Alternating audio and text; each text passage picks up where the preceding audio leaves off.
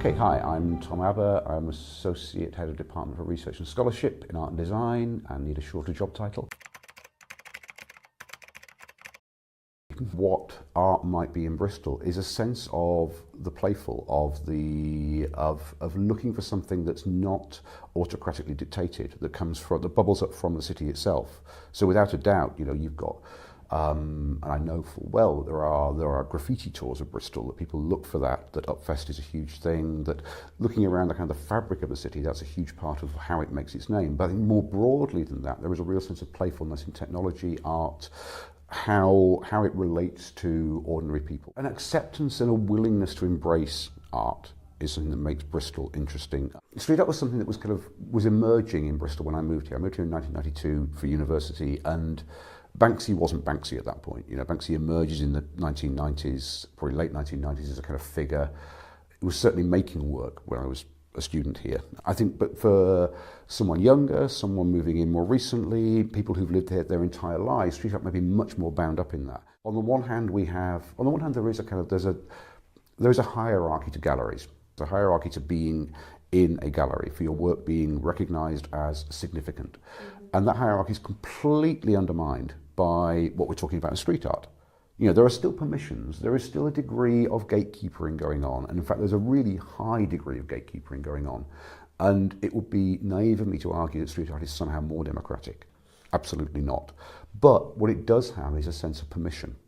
And that permission is something that is there in what we see as a kind of traditional art space.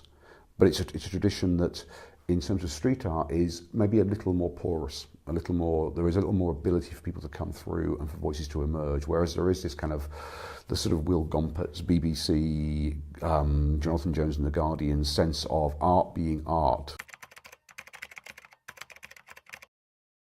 Street art is street art. Street art responds to the environment in which it's created. So if you look back at the history of kind of graffiti and street art, it starts all over the place, but arguably there is a period in the mid-70s in New York that arises out of what New York was in the mid-70s. So almost Bristol's relationship to street art arises from what Bristol is, but also, on the other hand, a lot of the city completely celebrates, Banksy being the obvious example, but there are others who make their work under the cover of darkness, anonymously, who the tag, the name is part of the myth making and part of the story of that. So I think there is a relationship to the city, there is a relationship to how we see it, and there's completely bound up in there a relationship to how we view that permission. So the sense to which Banksy's work has become not only celebrated but has actual value, that on the one hand culturally obviously it has value, in terms of Bristol's tourism income, it has value, and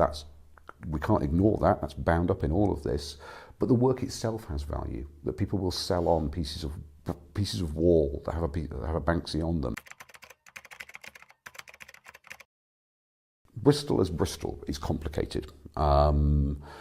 You have incredibly affluent areas and you have incredibly, I won't say poor areas because that's not what I want to say, but areas that are deprived, areas that have been underinvested in the last sort of 20, 30, 40 years and going back further. You have areas of racial divide in Bristol, and you have areas of complete multiculturalism in Bristol that are joyous and astonishing.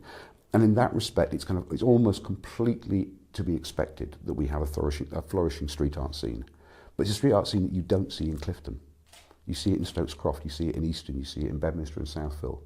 There is a divide in this city that a lot of the city is completely aware of, but also, on the other hand, a lot of the city completely celebrates Banksy.